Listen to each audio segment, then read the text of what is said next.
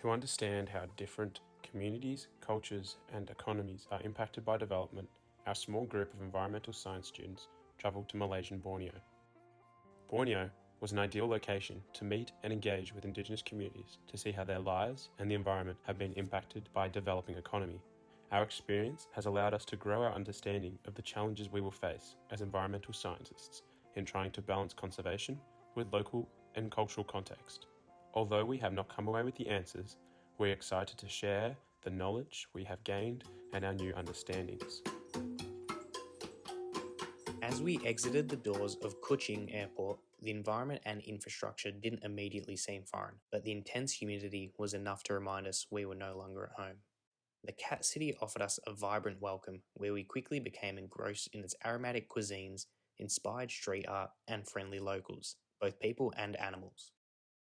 Through speaking with locals and exploring the city streets of Kuching, we gained a perspective on the impact of rapid urban expansion on behaviours, decision-making, and livelihood of local people.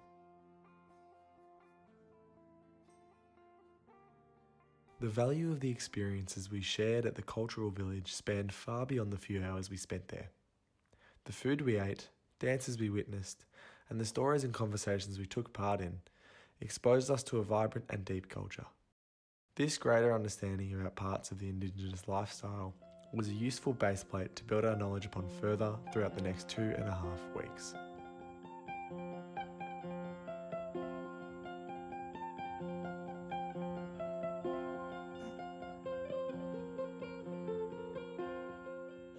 Barco National Park was our first glimpse into the natural beauty of Sarawak, an area contrasted between intact tropical rainforest and sandy coastlines. The head ranger spoke to us about the degree of biodiversity within the park and the importance of integrating tourism and conservation within such a biodiverse region of the world. The funky-looking proboscis monkey, wild boar, macaque, and an abundance of pitcher plants stood out most. We were lucky enough to be guided through Korangas and beech forests, where we uncovered the role of ecotourism in conservation and the benefits cultural values have in the industry and conservation initiatives.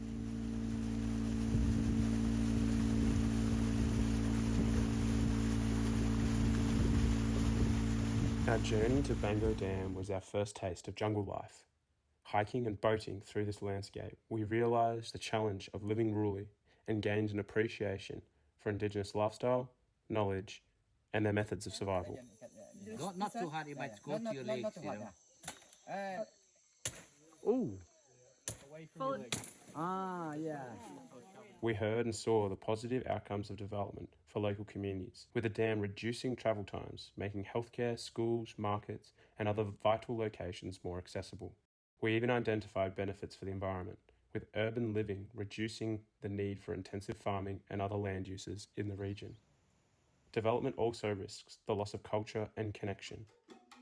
We heard about changing values in youth as education becomes more accessible and therefore more influential on their lives. We left Bango Dam with a new perspective of both positive outcomes and the risks of development, as well as a true appreciation for the rich Indigenous cultures of Borneo. In the westernmost national park of Sarawak, the schedule was a little slower. After over 10 days in a wildly different climate, pushing ourselves physically, absorbing new information, and connecting with new people, we were exhausted, and Tanjung Datu presented a natural opportunity to slow down and get some scope.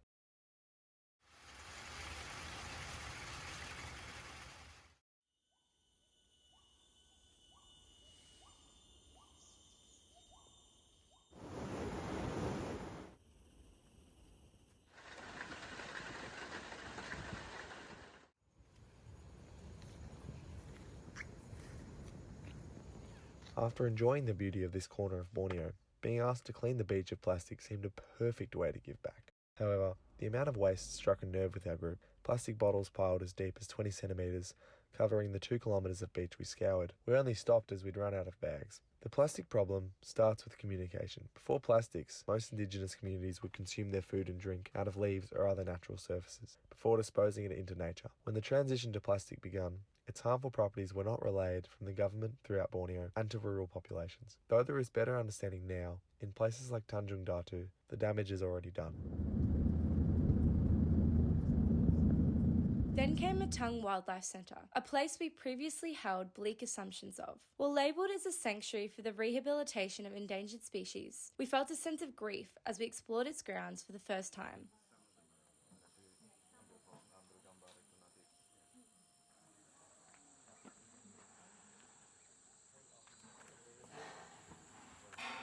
The group was faced with an ethical dilemma, pushed to consider our personal biases. What we found? There is not always a straightforward answer, highlighting the ongoing presence of the complexities associated with environmental issues, especially when you include development. As we reflected on our conversations with the staff, we were directed towards a much more positive view of Matang and the extent to which it has progressed.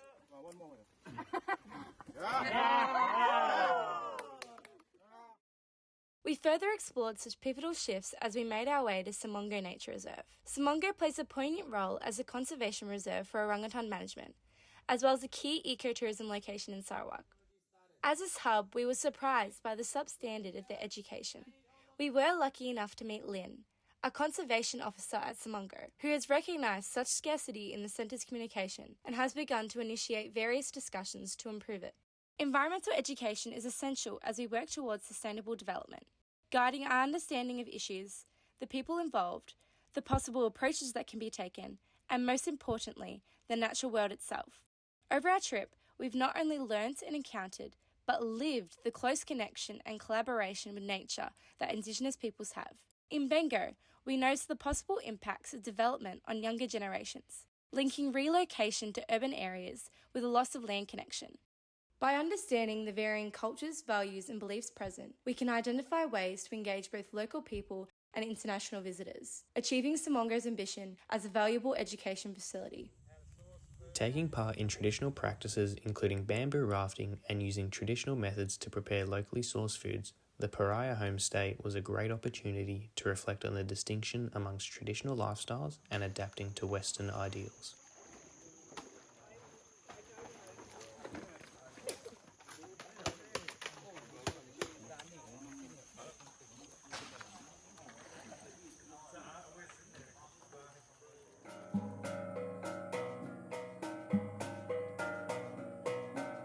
Learning cultural dances from Bidayu women and enjoying an afternoon of light-hearted yet competitive volleyball with locals was a great opportunity to gain a sense of community lifestyles.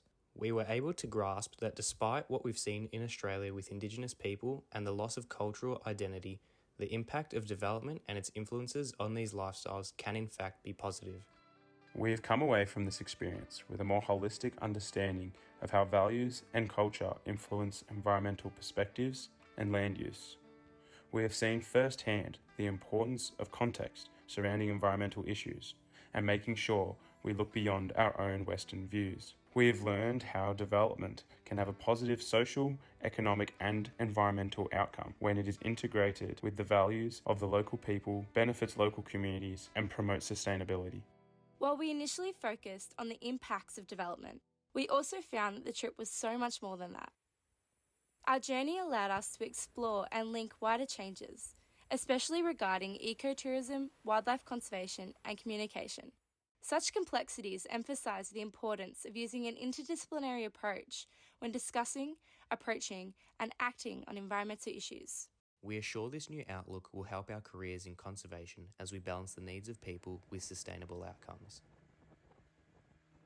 As we come away with lifelong friendships, remarkable memories and revitalised perspectives, this trip was everything we had hoped for.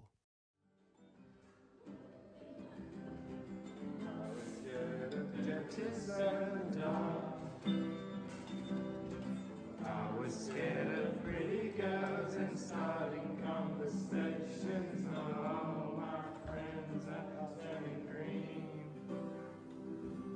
Your luscious assistant in a tree. Oh, and they come unstuck, lady, running down to the riptide, taken away to the dark side. I wanna be your left-hand man. I love you. Selamat malam.